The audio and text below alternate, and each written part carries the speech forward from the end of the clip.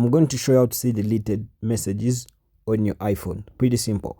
Open your messages application in your iPhone, and now I'm going to select the chat, the first one, dial bar.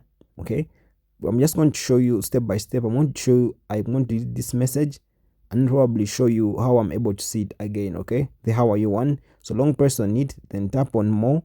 When you tap on more, this literally allows you to select more chats, more messages to delete. So you can decide to delete message. Okay, tap delete message, it has disappeared from there. So I'm going to show how to see that deleted message again. So what you gotta do is head back, tap the filters or that arrow up right there, and then you're going to see something called recently deleted.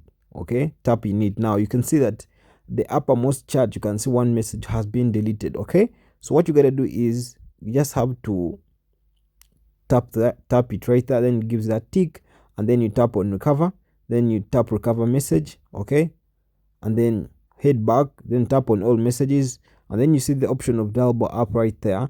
You see the how are you message that I actually deleted. I can now see it again. Okay, that's it. So basically that's how you see deleted messages on your iPhone.